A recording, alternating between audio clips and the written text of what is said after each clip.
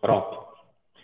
Então, na aula de hoje, eu quero começar ela pedindo a vocês que, antes do nosso próximo encontro, na próxima quinta-feira, assistam os 2 vídeos que eu gravei sobre ação penal.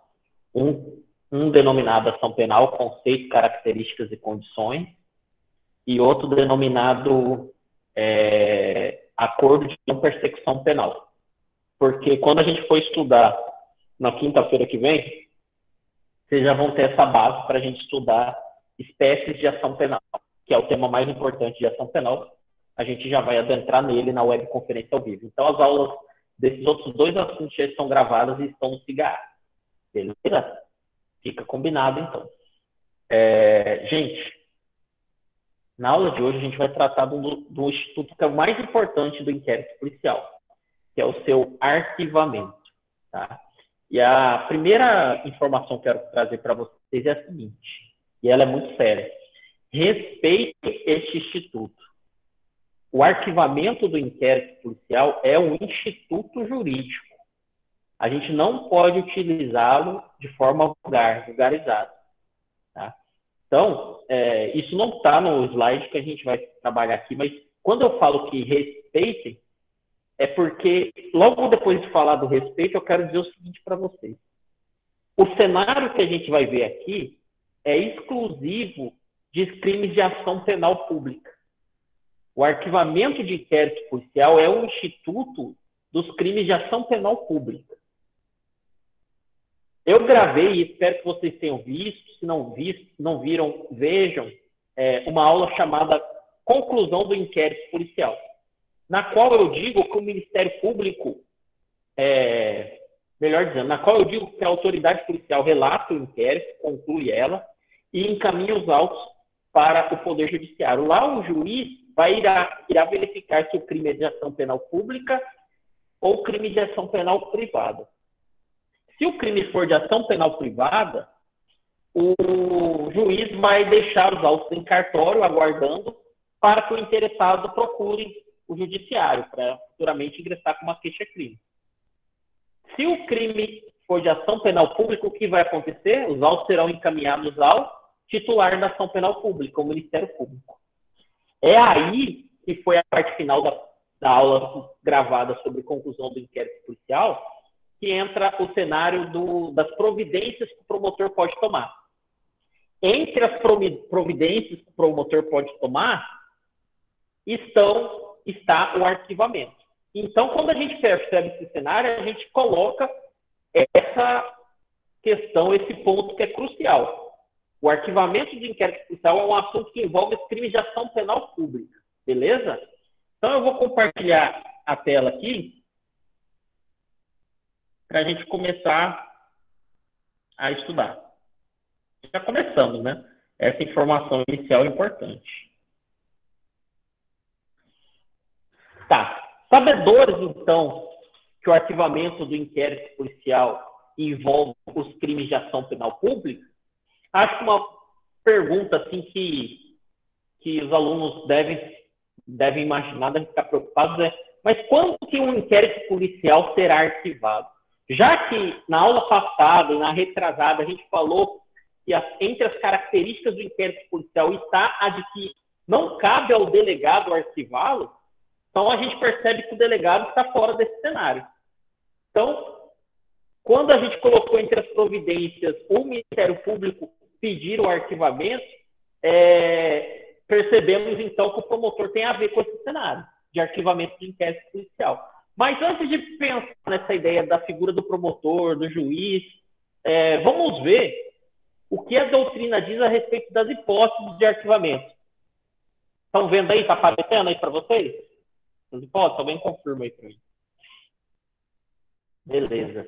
Então, gente, é a doutrina que traz isso para a gente. Não é o Código de Processo Penal. O Código de Processo Penal tem um artigo que fala sobre o arquivamento. Então, seria uma hipótese na qual o Ministério Público iria olhar e iria pedir o arquivamento, porque não cabe uma ação penal. São aqui algumas hipóteses e vamos falar um pouco sobre elas. A primeira hipótese é a ausência de uma questão formal.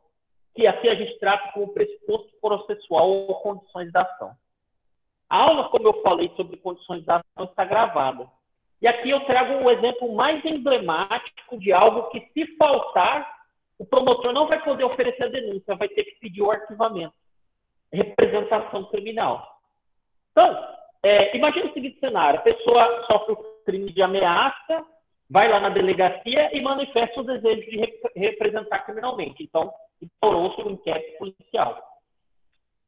Pouco tempo depois, ela se desloca à mesma delegacia e manifesta o desejo de se retratar da representação. É possível, a gente vai falar inclusive disso. Retratou-se da representação. Aí os autos caminham, tal, conclui, chega o MP, o promotor abre os autos do inquérito, olha lá, vê a representação, opa, beleza, eu vou poder oferecer a denúncia. Mas ele folheia mais um pouco e vê que aquela pessoa se retratou. Gente, a representação criminal é uma condição prevista nas ações penais públicas condicionadas à representação. Ou seja, o titular da ação penal pública, que é o MP, só pode ingressar com a denúncia se a representação estiver contida. Se a representação não estiver lá, foi retratada, o promotor está de mãos atadas. Não há outro cenário para ele senão oferecer o arquivamento. Primeira hipótese é essa. Segunda hipótese, falta de justa causa. Gente, o que é justa causa? Justa causa é tratada pela doutrina, pela Afrânio Silva Jardim, como uma quarta condição da ação penal. Ela representa os indícios da autoria e presença de materialidade delitiva. Em relação à autoria, a gente trata indícios, porque a gente está numa fase pré-processual. Não tem como dizer certeza de autoria. E como seria um exemplo bom para a gente pensar a respeito de uma falta de indícios de autoria que levaria a um arquivamento? É fácil isso. É só a gente pensar em crime de furto, né? Que aconteceu comigo, deve ter acontecido com alguns de vocês, que a pessoa entrou numa casa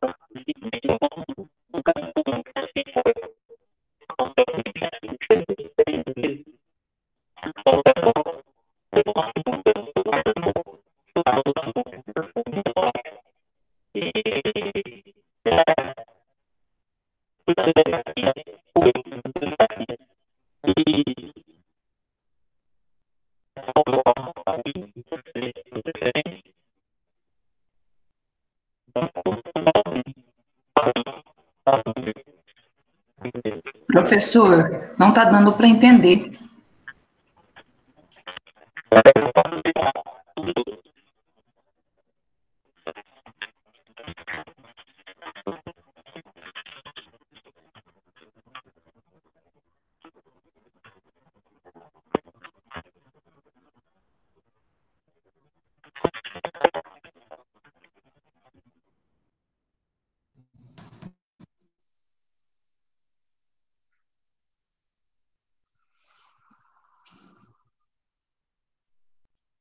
Melhorou um pouco? Tirei o fone, vai ficar a voz assim, mas eu acho que vai melhorar. Melhorou?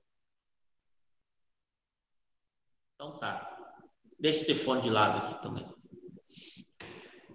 Então, gente, a primeira hipótese é a ausência de uma representação criminal, que vai levar a um pedido de arquivamento pelo promotor. A segunda hipótese, que vai levar a um pedido de arquivamento pelo promotor, é a falta de justa causa. É o cenário que eu falei de uma hipótese na qual furtaram sua casa e você nunca descobriu quem foi. Você foi na delegacia, mas e os indícios de autoria? Não tem justa causa? Inquérito arquivado. Então, tranquilo também. As terceiras... Deixa eu aumentar aqui, né? Falta um. Pronto. A terceira hipótese, a terceira, a quarta e a quinta envolve algo que a maioria aqui já viu, que é o conceito de crime, direito penal 1. Então, haverá o pedido de arquivamento se o promotor diagnosticar que aquele fato é atípico.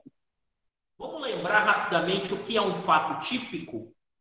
O fato típico é composto pela conduta, resultado, tipicidade e nexo de causalidade, correto? Ausente um desses elementos do fato típico, aquele fato vai ser atípico. Sendo o fato atípico, o que o promotor deve fazer? Pedir o arquivamento do inquérito. Dá um exemplo, lógico que eu dou um exemplo, e o exemplo é massa demais. É o princípio da insignificância. O direito penal é gostoso, né? O princípio da insignificância é aquele que nos diz que, para o fato ser típico, tem que violar o bem jurídico de uma forma significativa. Lesões insignificativas, o direito penal não deve tutelar. E qual seria um caso que envolve o princípio da insignificância? Vocês já sabem vários. O STF estabelece alguns requisitos, eu sei, não é o momento da gente estudá-los, mas pense em um furto, vou colocar um mercado super grande, no Carrefour do Danone, né? Um valor ínfimo, princípio da insignificância, o delegado Durão instaurou o inquérito, o promotor chegou e falou, pô, esse fato é atípico, é insignificante, não há tipicidade material, então, portanto, o fato é atípico. É uma hipótese. O promotor costuma fazer isso? Não muito, né? Não muito, né? Também é metralhadora para oferecer denúncia. Beleza? Então, a terceira hipótese é essa. Quarta hipótese, gente. Existência manifesta de causa excludente da ilicitude. Quais são as causas excludentes da ilicitude? Eu acho massa o termo arquivamento, porque é isso. Exige do aluno ter esse respaldo, ter esse conhecimento de direito penal, né? Quais são as excludentes de ilicitude? Legítima defesa, esqueço de vez em quando, hein? Estado de necessidade, estrito cumprimento do dever legal, não, estrito cumprimento do dever legal não. É sim, estrito cumprimento do dever legal e exercício regular de direito, tá certo? São esses 4. Se o promotor receber os autos do inquérito, da ação penal pública e verificar que naquele caso é manifesta a existência de uma atuação em razão de uma legítima defesa, ele vai pedir um arquivamento. E o que significa o manifesto aqui? É quase certo, todos os elementos colhidos demonstram que há um juízo de probabilidade que aquele sujeito agiu em legítima defesa. Ele praticou um fato típico, mas agiu em legítima defesa. Ele costuma pedir, oferecer arquivamento em razão de manifesta presença de legítima defesa? Não. Nem tem na lei essa exigência, é uma construção doutrinária. O que o promotor costuma fazer? Oferece denúncia. Prove-se durante o processo que agiu em legítima defesa. Entendeu? Não costuma acontecer isso, não. Tá? Qual seria a outra possibilidade? Existência manifesta de causa excludente de culpabilidade. As causas de culpabilidade excludentes dela envolvem o agente, a pessoa que praticou o crime, né? Ele agiu em erro de proibição, na questão da ausência da potencial consciência da ilicitude. Ele agiu, ele é inimputável por ser menor, aí no caso é um ato infracional, não é nem se necessário praticar, não nos fala em inquérito policial. Ele agiu, era inexigível dele conduta diversa. Ai, Joacir, eu não lembro dessas palavras, gente, aí realmente, infelizmente, não dá para parar para eu explicar instituto por instituto do conceito analítico de crime. Exige-se de você esse conhecimento. Então, aí vem a questão do direito, né? Está interligado o penal e o processo penal. Então, se vocês estão tendo algum tipo de dificuldade nessas palavras que eu estou falando aqui, é porque você está com algum tipo de deficiência no direito penal 1. Então, depois retorne e estude essa parte que vai ficar muito mais claro para você. Então, o promotor recebeu os autos e percebeu que aquela pessoa não tinha como ela atuar diversamente. Era inexigível conduta diversa. Era uma coação ali moral irresistível, né? Poder hierárquico. O que aconteceu? Não, nesse caso, realmente tem que pedir arquivamento. Aqui também tem que estar manifesto essa presença. Tanto vou passar o slide e vou voltar, que a primeira observação é nesse sentido. No que tange às cláusulas excludentes da ilicitude e da culpabilidade, se existir alguma dúvida, deve ser denunciado o sujeito, né? Então, a existência tem que ser manifesta. Se o promotor ficar com dúvida será que esse cara agiu em legítima defesa? Será que ele não tinha outra conduta a praticar senão aquela? Aí ele tem que denunciar. Deixa o cara provar isso na fase processual. Beleza? Aqui na culpabilidade, a gente faz uma observação como exceção. Exceto na hipótese de inimputável por anomalia psíquica. Ainda é essa expressão que está lá no Código Penal. Né? A pessoa que tem algum tipo de deficiência e, por tal razão, ela praticou o crime. Nesse caso, a doutrina e a jurisprudência pacificou que essa pessoa que tem anomalia psíquica que praticou o crime não pode ter contra ela um pedido de arquivamento. Isso não vai ser satisfeito, não vai trazer uma resposta estatal. Essa pessoa que praticou o crime e tem uma anomalia psíquica precisa ser o quê, gente? Tratada, cuidada pelo Estado. Precisa ser aplicada a ela o quê? Direito Penal 2. Uma medida de segurança. Então, a doutrina e a jurisprudência entende que, nesse caso de anomalia psíquica, não se fala em pedido de arquivamento. Mesmo que se diagnosticado que ela agiu com base numa deficiência mental, o que deve ser feito, olha essa segunda observação, ela deve ser denunciada para que, ao final, seja aplicada a ela o quê? Uma medida de segurança. A doutrina até fala que, nessa hipótese, será um pedido de denúncia, vai ser oferecida uma denúncia com uma absolvição imprópria. O que é uma absolvição imprópria? É aquela que absolve o cara de uma pena, mas pede a condenação dele em uma medida de segurança. Vocês ainda acham que não chegaram no Penal 2 em medida de segurança, mas envolve internação em hospital psiquiátrico e tratamento ambulatorial. Beleza? Então, vimos mais uma hipótese de arquivamento que o promotor vai verificar. Por último, o promotor vai verificar se já não ocorreu a prescrição e também vai verificar se já não tem lá uma certidão de óbito do criminoso. Se tiver, ele também, em razão da extinção da punibilidade, vai pedir o arquivamento do inquérito. Beleza? O Renato brasileiro, em razão da lei anticrime, já está trazendo uma outra hipótese, que é o cumprimento do acordo de não persecução penal, a terceira observação, e a ANPP. Mas, para mim, o cumprimento de acordo de não persecução penal entra nessa última aqui, né? Extinção de punibilidade. O cumprimento das condições previstas no acordo de não persecução penal vai levar a uma extinção de punibilidade. Sou estranho para vocês acordo de não persecução penal, fiquem tranquilos. Tem uma aula gravada no CIGA exclusivamente sobre isso. É pequena aula, apenas 30 minutos. Peço que vocês assistam. Beleza? Então, gente, essa ideia dos autos do inquérito chegarem ao promotor e ele pedir o arquivamento tem que estar baseado em uma dessas hipóteses. Beleza? Ótimo. Por enquanto, eu acredito que está tranquilo. Acontece que a grande questão do nosso estudo na aula de hoje envolve como se dá esse arquivamento. Quem participa dele. E o artigo 28 do CPP entra nas hipóteses legais que foram reformadas pela lei anticrime. Algo que eu tenho falado bastante. Tentei acessar uma das aulas, porém só carrega infinitamente, nunca consegue. Teve outras duas pessoas que me falaram isso, gente. E eu fiz o teste de cada uma das aulas e em todas eu consegui carregar. Eu realmente, só se eu baixar elas e jogar no YouTube, pode ser uma alternativa. Seria interessante postar no YouTube. Vou fazer isso, mas vou precisar de um tempinho para fazer isso, infelizmente, porque dá um trabalhinho fazer isso.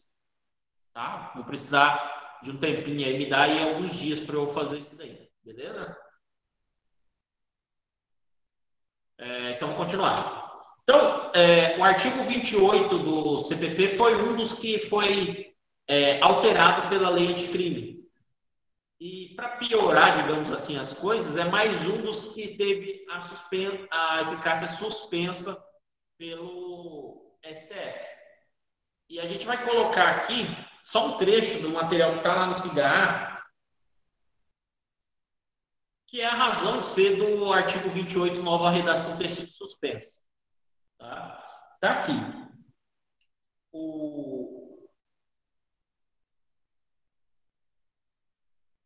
Houve uma ação declaratória de inconstitucionalidade, etc. E o Ministério Público do Estado de São Paulo alegou que fez um levantamento de dados que apontou para um acervo de 829 inquéritos policiais objetos de aplicação do artigo 28 do CPP, o que daria uma média mensal de 70 procedimentos investigatórios para apreciação do procurador-geral.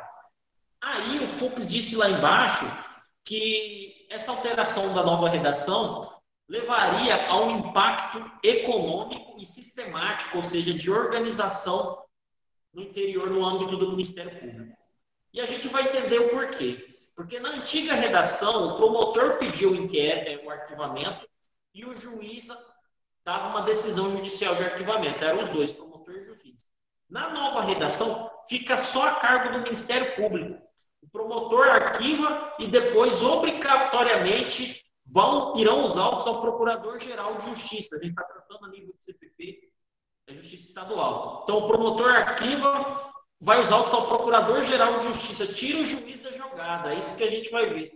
E ao fazer essa mudança, isso foi objeto de questão nessa ação declaratória, o Ministério Público alegou que impactaria em muito pouco tempo demasiadamente o MP, principalmente o PGJ, o Procurador-Geral de Justiça, porque de uma hora para outra iriam passar a ter vários inquéritos para ele reavaliar o pedido de arquivamento.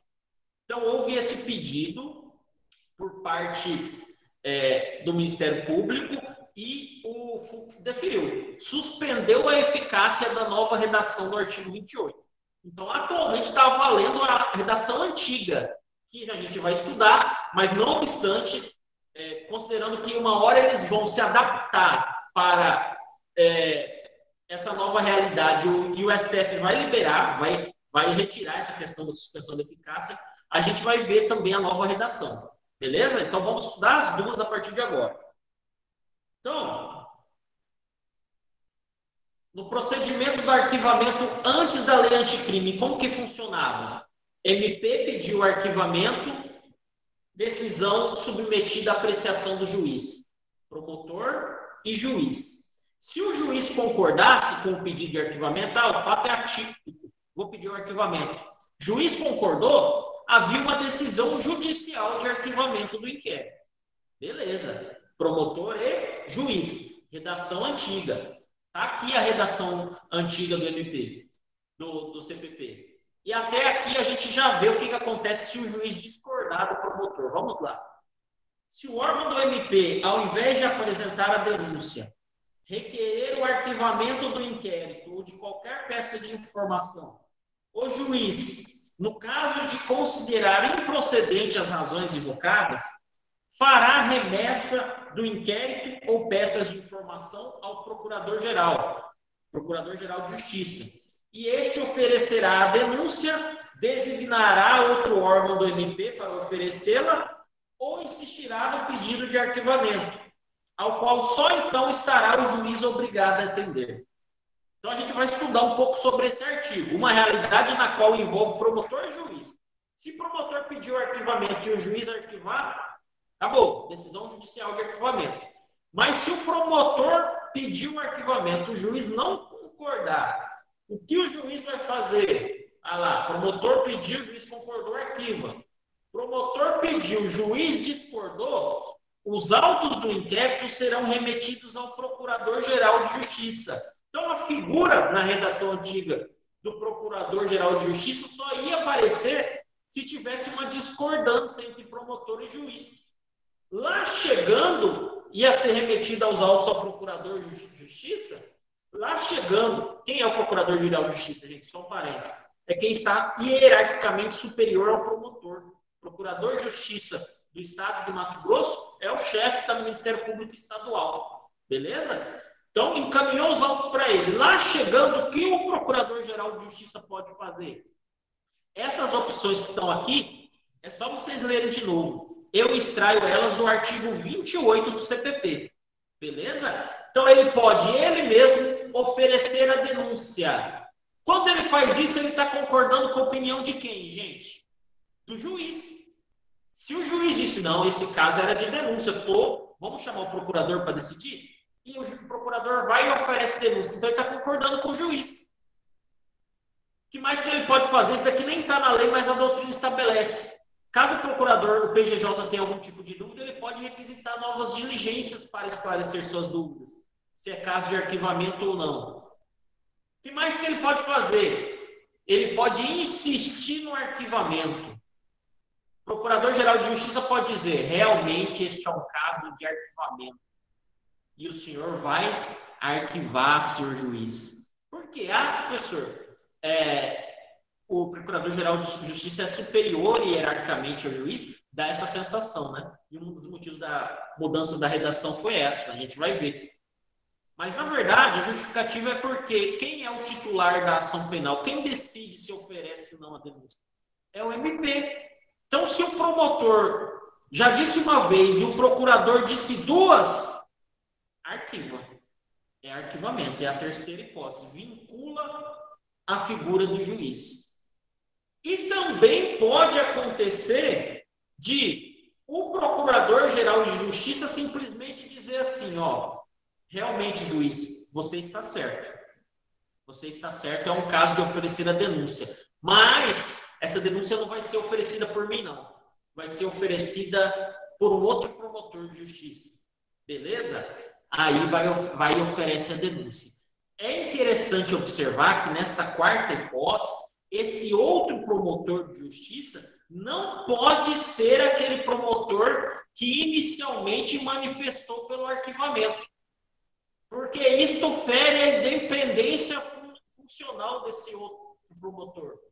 Então, quando se fala em um promotor que o procurador vai determinar que ofereça a denúncia, é um novo promotor. E, corriqueiramente, são promotores que já trabalham como procurador. Ele faz isso por uma questão de organização, para distribuir tarefas. Importante, então, essa observação. Eu coloco isso aqui nessa sequência do slide. O Procurador-Geral de Justiça não pode nomear para oferecer a denúncia o próprio promotor que se manifestou pelo arquivamento. Isso viola a independência funcional dele, né, que já se posicionou pelo arquivamento. Então, o Procurador-Geral de Justiça, caso ele mesmo não ofereça a denúncia, vai designar outro promotor. E esse outro promotor, olha essa expressão que está aí na segunda observação, atua como extensão da mão do procurador. Longa-manos do procurador. Ele é nomeado exatamente para oferecer a denúncia. Então, esse daí, o promotor designado pelo procurador, não pode dizer, não vou oferecer a denúncia. Ele está obrigado a oferecer nos termos da redação antiga do artigo 28 do CPC, que não é tão antiga assim, porque está valendo. A redação antes da lei anticrime. Então, eu vou voltar aqui, Procurador-Geral foi provocado porque promotor e juiz discordaram. O promotor achou que era arquivamento, juiz discordou, encaminhou para o procurador. O que o procurador pode fazer? Ele mesmo oferecer denúncia, requisitar diligências para esclarecer a situação, ele determinar que é sim caso de arquivamento, ou ele designar um novo promotor para oferecer a denúncia no lugar dele. 4 opções. Essa era a realidade do procedimento de inquérito policial. É a realidade, melhor dizendo, nos termos do artigo 28, antes da lei anticrime, e que está a redação valendo em razão da suspensão da eficácia da nova redação. Percebam, então, a relação entre promotor e juiz nessa situação. Vamos agora para a nova redação dada pela lei anticrime, está lá. Uma alteração drástica. Artigo 28. Ordenado o arquivamento do inquérito ou de qualquer elementos informativos da mesma natureza, o órgão do MP comunicará à vítima, olha que legal, ao investigado e ao delegado. e encaminhará os autos para a instância de revisão ministerial para fins de homologação na forma da lei.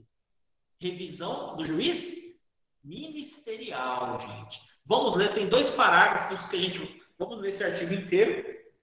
Depois a gente vai fazer as observações. Perdão. Então, parágrafo 1º. Se a vítima ou seu representante legal não concordar com o arquivamento, poderá, no prazo de 30 dias do recebimento da comunicação, submeter a matéria à revisão de instância competente do próprio MP, conforme dispuser a lei de organização do MP. Ótimo. Vou ler a terceira. Depois vai ter um monte de observação. Estou lendo a lei seca. Nas ações penais relativas a crimes praticados contra a União, Estados e municípios, a revisão do arquivamento do inquérito poderá ser provocada pela chefia do órgão a quem couber a sua representação. Então, aqui a vítima é a União, quem vai pedir a revisão é o representante da União. Então, vamos às observações da nova redação. Uma observação é clara. Fim do controle judicial de arquivamento do inquérito policiais. A figura do juiz sai de cena. Ele deixa de dar seu pitaco em razão de um pedido de arquivamento. Na verdade, não é mais um pedido de arquivamento. É o que a gente fala aqui. Na verdade, o inquérito policial é arquivado pelo promotor. Ele é arquivado pelo promotor. Olha só outra observação. Afaste-se a possibilidade de um MP, na aplicação do artigo 28, em sua redação original, exercer juízo de superioridade hierárquica em relação ao magistrado, que estaria obrigado a atender o pedido de arquivamento se o órgão de revisão ministerial nele insistisse. Acabei de falar isso. Então, um dos motivos que levou à alteração da redação é para acabar com essa história de juiz discordar e o Procurador-Geral de Justiça for provocado, o Procurador-Geral de Justiça falar ao juiz, receba, é sim em caso de arquivamento. É aquela sensação que eu mencionei há pouco de superioridade hierárquica, que não deve existir. Como que acaba com isso? Tira quem não é titular da ação de cena. O juiz não é o titular da ação penal pública. Então, deixa o próprio Ministério Público decidir se é caso de arquivamento ou não.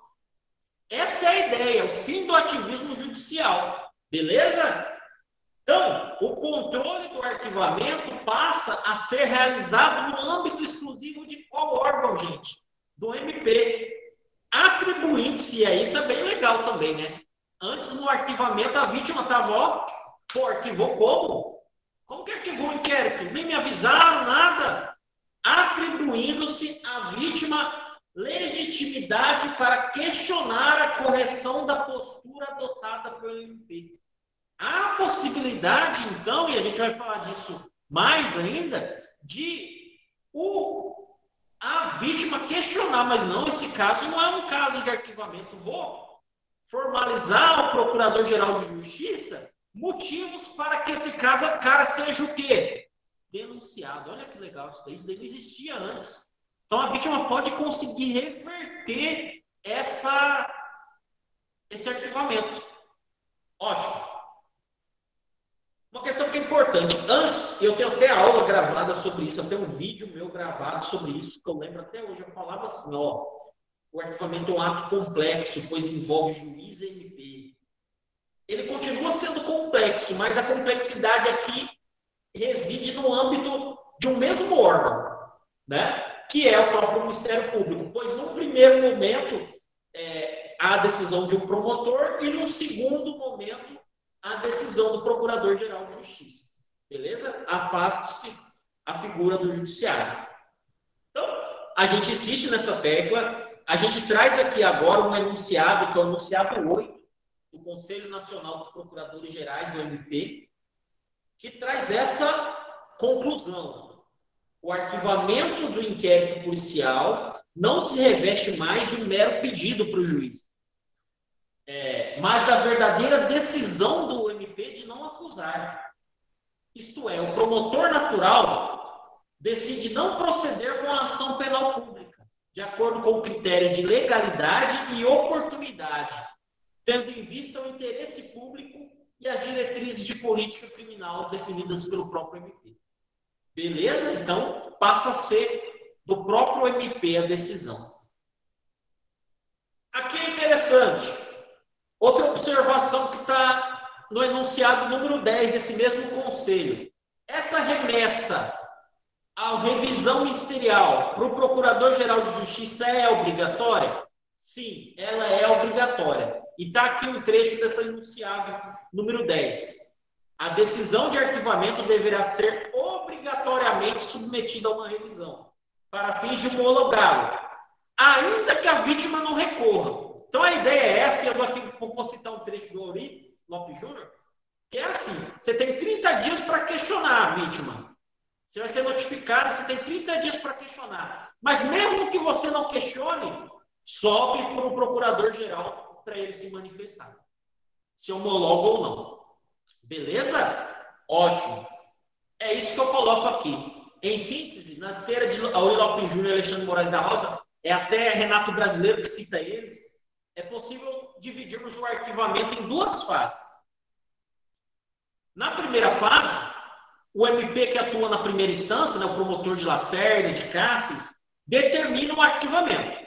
É fato atípico, tem que arquivar. Comunica o investigado, o delegado, fala-se, inclusive, Auri, não está isso na lei, mas fala-se que deve comunicar o juiz das garantias, para ele ficar sabendo. Comunicar, não pedir. E comunicar a vítima, devendo esta ser informada que em 30 dias ela pode apresentar razões de inconformidade.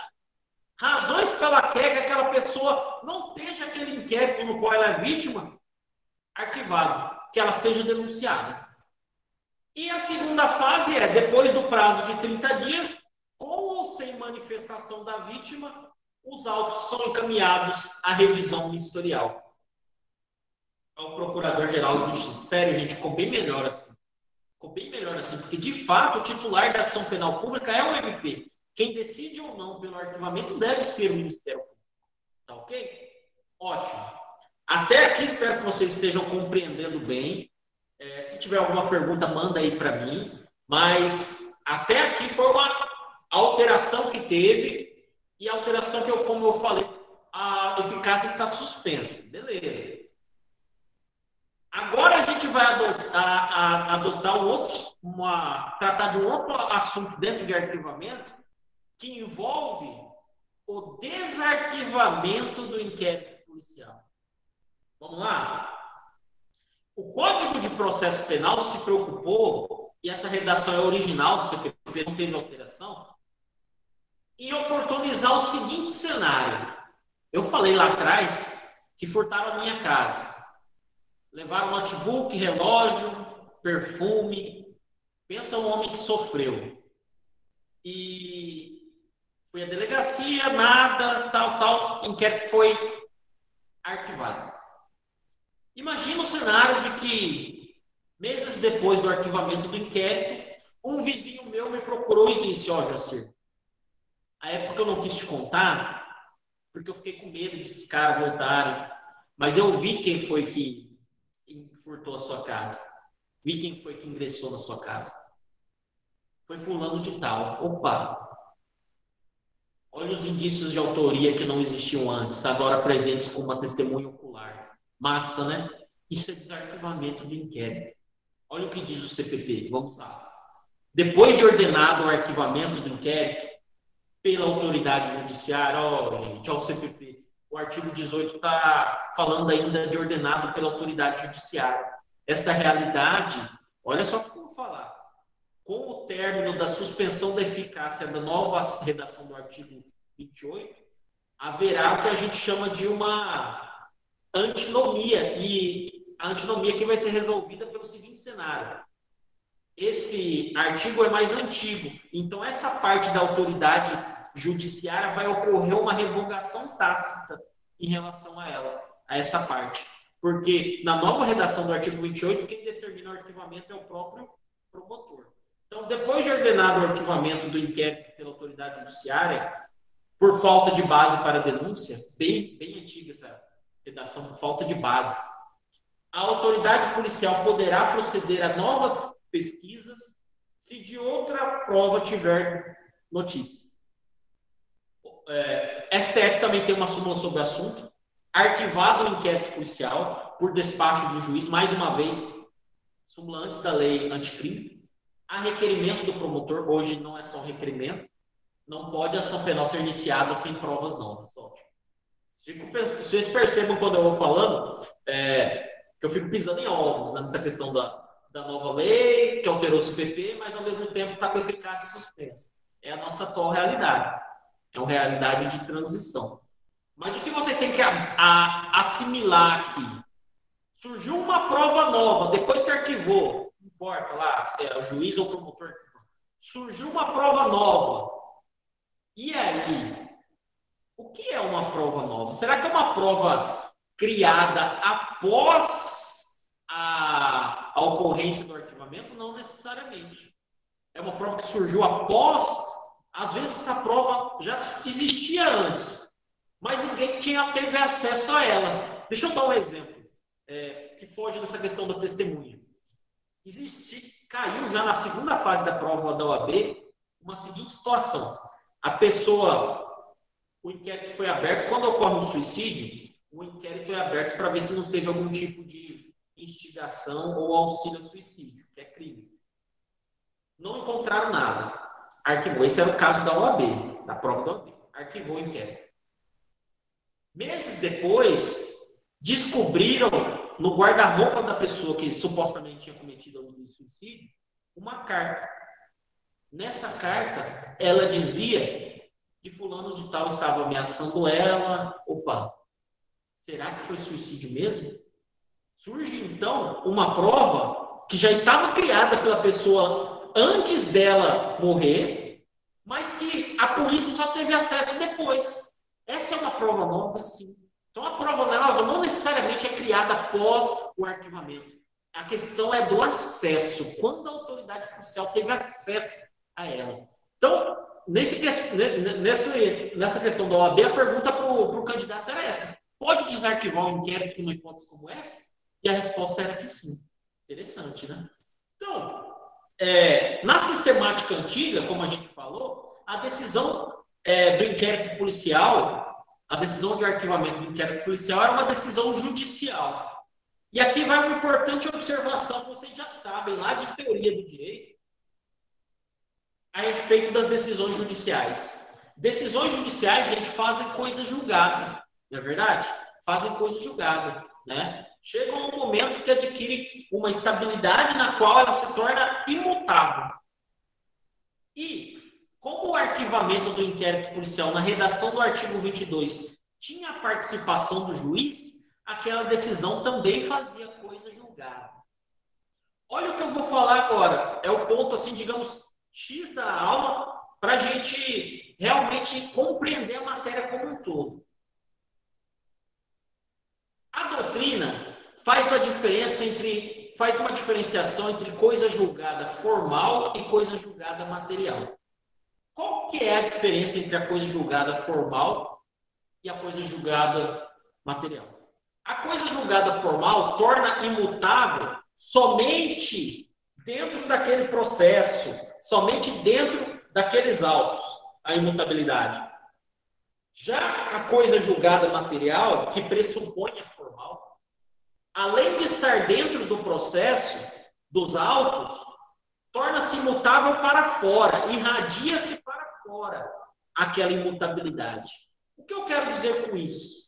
A partir do momento que irradia para fora dos autos, nada pode modificar aquela decisão judicial. É então o que a gente chama de coisa julgada formal e coisa julgada material. A coisa julgada formal é só dentro dos autos. A coisa julgada material irradia-se além de dentro dos autos para fora. Torna-se imutável aquela decisão. Nada pode modificá-la. E quando eu falo que nada pode modificar aquela decisão de arquivamento, A gente diz que, olha essa observação, considerando a redação original do artigo 28, que há uma decisão judicial de arquivamento, há algumas hipóteses que faz coisa julgada material. Então, mesmo que surja uma prova nova, aquela decisão não vai poder ser revertida. Em outras palavras, não vai poder ocorrer o desarquivamento. José, deixe isso mais claro. Agora, olha o que eu fiz aqui. Eu peguei aquelas hipóteses de arquivamento que foram o nosso primeiro slide e coloquei com base nelas qual que é o posicionamento doutrinário e jurisprudencial sobre quando faz coisa julgada só formal e quando faz coisa julgada material. E percebam o seguinte a respeito de qual é o posicionamento da doutrina e da jurisprudência. Quando fazer coisa julgada só formal, se surgir uma prova nova, o inquérito vai poder ser desarquivado. Quando fazer coisa julgada material, mesmo que surja uma prova nova, o inquérito não vai poder ser desarquivado. Então, estão aqui as hipóteses e a gente vai dar uma olhada. Então, na primeira hipótese, que foi lá a questão da ausência de pressuposto processual e condição da ação. Aqui só faz coisa julgada formal. É possível o desarquivamento. Vocês lembram lá que eu falei da representação criminal? O prazo para representar criminalmente são 6 meses. A gente vai estudar isso na aula que vem. Mas imaginamos que a pessoa é meio indecisa. Ela foi na delegacia e representou. Depois foi na delegacia e se retratou.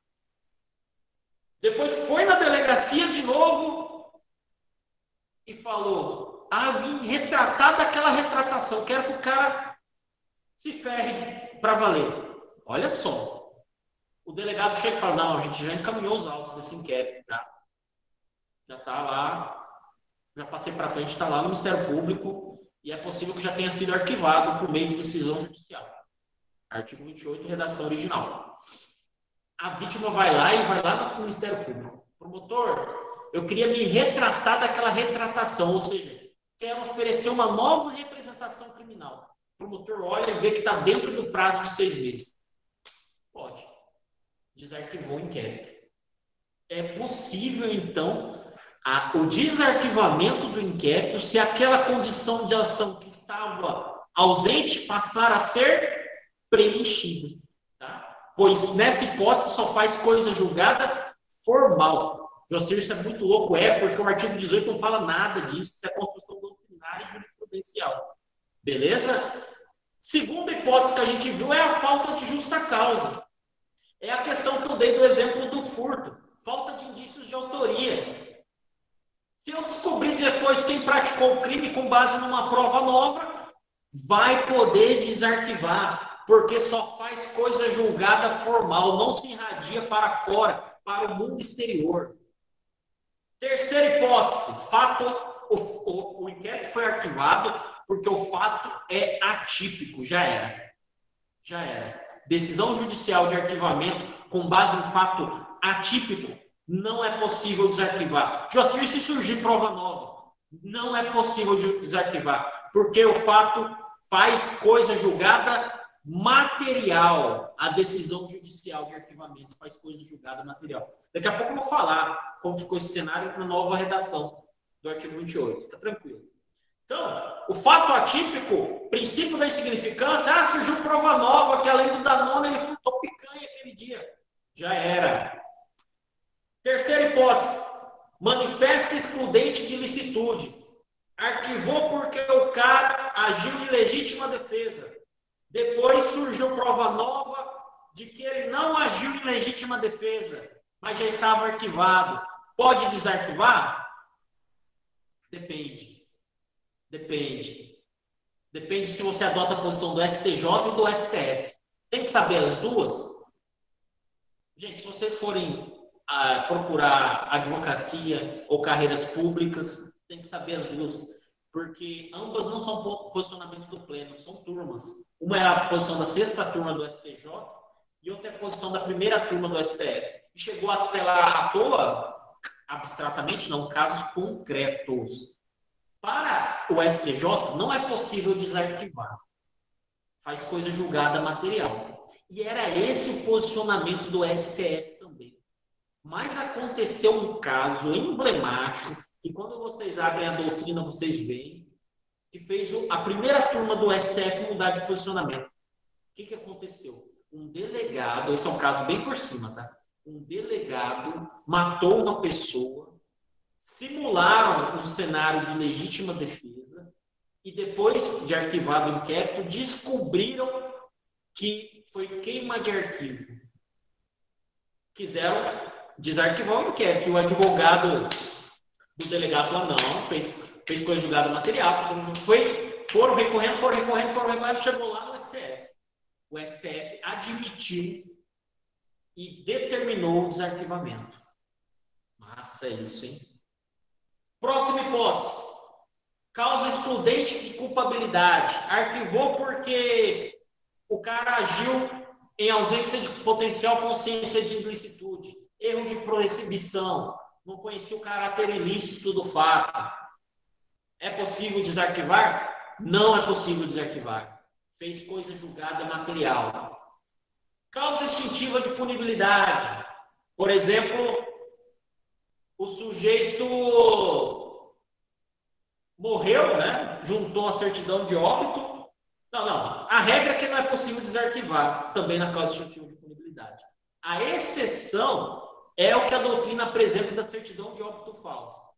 Então, em regra, não era possível desarquivar nessa hipótese. Mas, excepcionalmente, a doutrina entende que, no caso da certidão de óbito falso, seria injustiça demais arquivar o inquérito, depois ver o sujeito andando por aí, descobrir que aquela certidão de óbito era falsa e não poder fazer nada.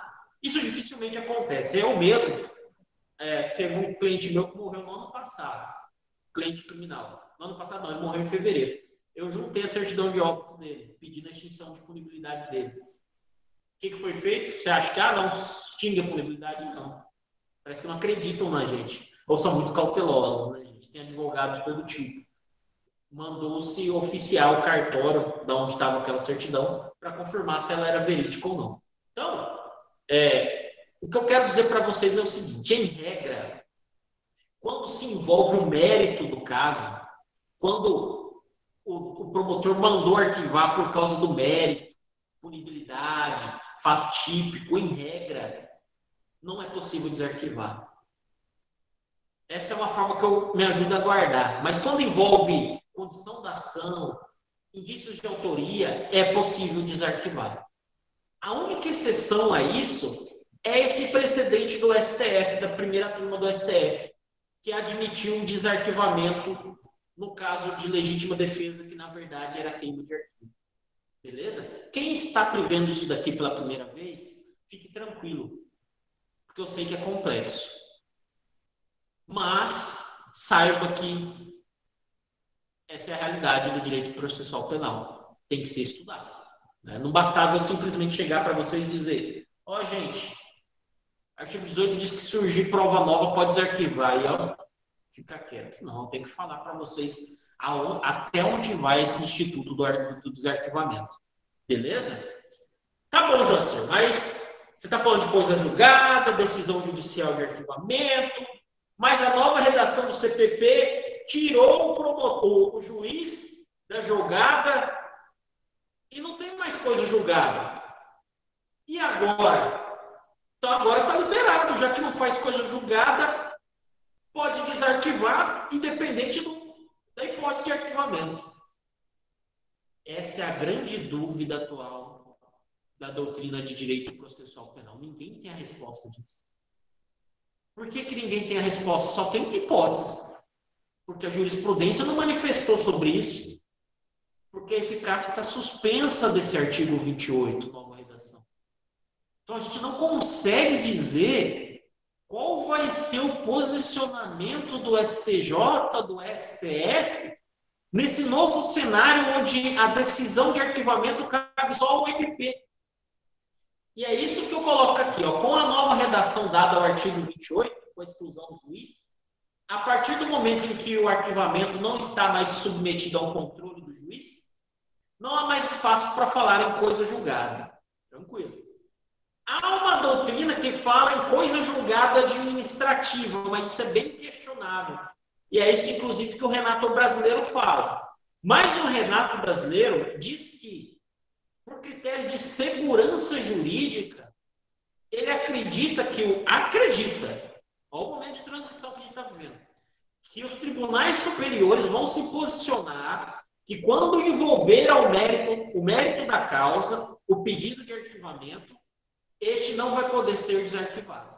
Então, é seguir mais ou menos, em regra, o que já estava posto, que é isso daqui, que a doutrina e a jurisprudência estava adotando. Mas não mais com a ideia de coisa julgada, porque afastou o juiz, com a ideia agora de segurança jurídica, de boa-fé, que é isso que ele diz. Ó, sem embargo do equívoco em se falar de coisa julgada administrativa, queremos crer que, em fiel observância a princípios como segurança jurídica, lealdade e boa-fé na esfera administrativa, não se pode admitir que uma decisão de arquivamento, determinada pelo promotor natural, subsequente, chancelada pela instância de revisão ministerial, seja modificada livremente, sem qualquer mudança da matéria de fato ou de direito. Logo, naqueles casos em que tiver havido análise do mérito, exemplo, a tipicidade, ele entende que a excludente de ilicitude também cessaria, mesmo diante do posicionamento do STF. Por ambas as instâncias ministeriais, o arquivamento deve continuar demandando respeito absoluto. Por outro lado, em casos onde se falava-se em coisa julgada formal, como, por exemplo, indícios de autoria, condições da ação, aí sim, se surgirem provas novas, podem desarquivar. Então, é uma mudança que a gente está vivenciando. Então, vocês, quando estudarem para a OAB, lá no 10º semestre, provavelmente já vai ter algo sedimentado, mas espero que vocês recordem dessa nossa aula. Beleza? Tranquilo. Essa é a ideia do desarquivamento, pessoal. Essa é a ideia do desarquivamento. Já estamos chegando na fase final da aula, mas não me abandone ainda. Falta estudar só mais alguns institutos. A parte mais importante já foi, agora é a hora de relaxar. E depois, ao final, eu vou abrir também para perguntas. A doutrina utiliza o seguinte nomenclatura, arquivamento implícito. Só para vocês saberem o que é arquivamento implícito e arquivamento indireto. Para que serve isso? Para perguntar na prova. Não na minha. Na prova. Vou fazer prova aí de prova oral de promotor. Doutor, o que é arquivamento implícito? Está lá. Ocorre quando o promotor deixa de incluir na denúncia algum fato delituoso ou algum investigado. Alguns falam até em arquivamento implícito subjetivo e objetivo, sem se manifestar de maneira expressa o arquivamento. Funciona mais ou menos assim. O cara foi investigado, indiciado por 2 crimes, tráfico e associação para o tráfico. Na hora de oferecer a denúncia, o promotor ofereceu a denúncia só pelo tráfico. Ficou quieto em relação à associação. Será que significa dizer que implicitamente ele arquivou o inquérito em relação à associação? De outro norte, pensando no investigado, eram 2 réus, A e B, 2 investigados, A e B. Ao oferecer denúncia, ofereceu só contra A. Não falou nada de B. Será que ele está arquivando o inquérito em relação a B, implicitamente, tacitamente? Isso ainda acontece na prática, dificilmente. E se acontecer, foi porque houve um erro. O estagiário que fez, brincadeira, estagiário, brincadeira. O estagiário que fez, esqueceu de colocar o nome do outro, esqueceu um crime, o que o promotor... E ofereceu a denúncia. Então, o que o juiz, quando vê a denúncia, fala, ué, mas cadê o B? Cadê a associação para o tráfico? O que o juiz vai fazer? Vai devolver, é isso que está aí, os autos ao Ministério Público para o promotor falar realmente o que ele quer. Vai oferecer denúncia? Não. Vai arquivar? Então faça expressamente o arquivamento. Não seja silêncio, não mantenha-se em silêncio, porque o arquivamento implícito não é admitido pelos tribunais. Beleza? Próximo. Arquivamento indireto. Nomenclatura criada pela doutrina também. Coisa de doutrina. O que é arquivamento indireto? Na aula gravada, que alguns já assistiram e outros não irão assistir, a gente vê que ao chegar ao inquérito ao Ministério Público, o promotor pode tomar algumas decisões. Entre elas, ele pode dizer o seguinte: juiz, há uma possibilidade aqui de ter um crime, mas esse caso não é crime estadual, não, é crime federal. Juiz estadual, o senhor não é competente para atuar nesse caso. A competência é de outro juiz, do juiz federal. O juiz estadual de Lacerda encaminha esses autos para a Justiça Federal de Cáceres. Esse é o cenário do arquivamento indireto. Nome criado pela doutrina. Então, a doutrina denomina arquivamento indireto a hipótese em que o MP deixa de oferecer a denúncia por entender incompetente o juiz pelo qual ele atua. Incompetente aqui no sentido de que não é ele que determina o direito naquela hipótese. Neste caso, se o juiz estadual olhar e falar, não. Nesse caso, eu sou sim o competente. Não é crime de tráfico internacional para ser Justiça Federal. É crime de tráfico onde não foi provada a transnacionalidade. E quando não é provada a transnacionalidade, os caras foram encontrados com a droga dentro da cidade, etc., é Justiça Estadual. Então, se o juiz discordar da opinião do promotor a respeito da questão da competência, o arquivamento indireto diz que quem vai ter que decidir sobre isso é o Procurador-Geral de Justiça.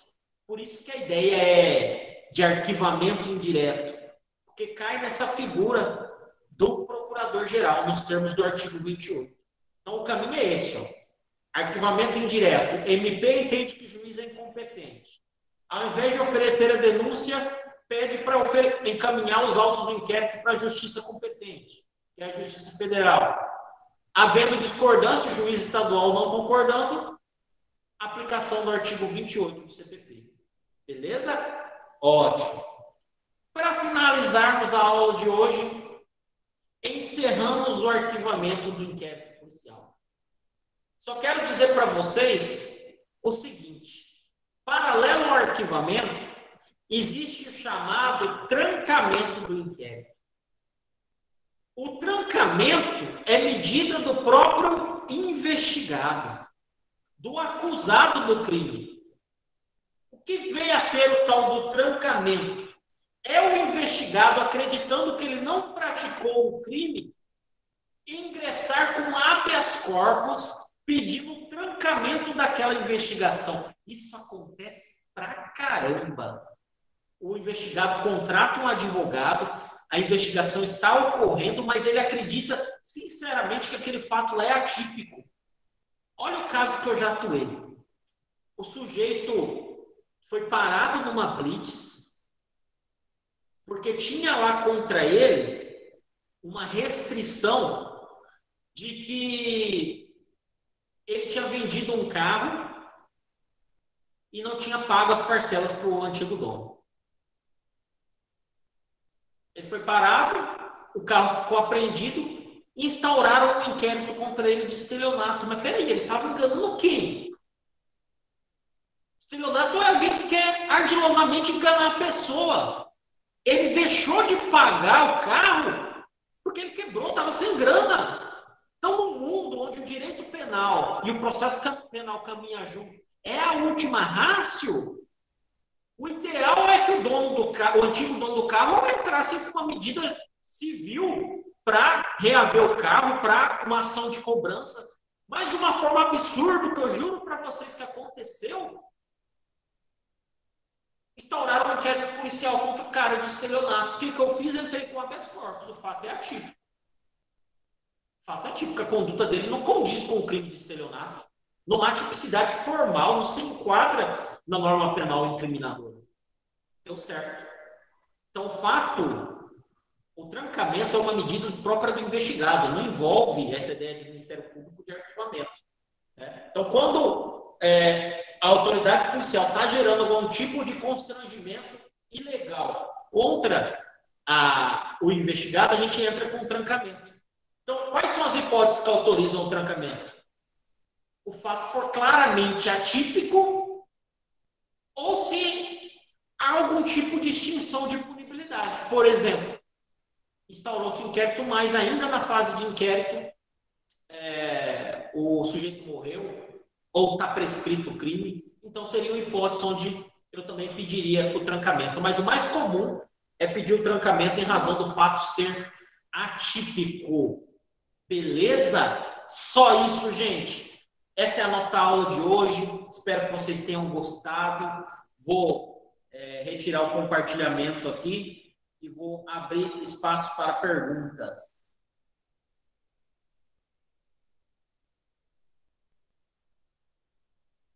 Espera aí que até caiu aqui minha outra conexão com o Marco.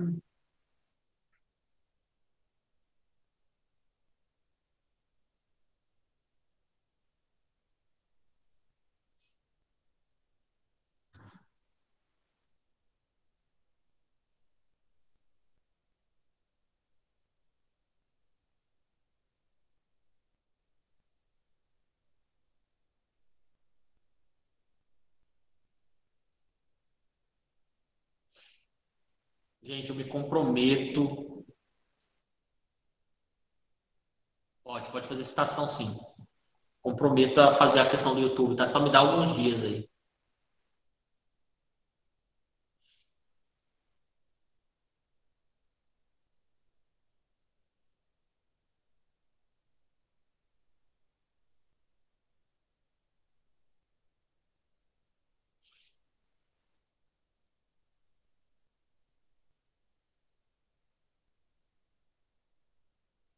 Então, eu vou fazer o seguinte. Ainda não veio nenhuma pergunta, vou interromper a gravação. E quem estiver satisfeito, uma boa noite.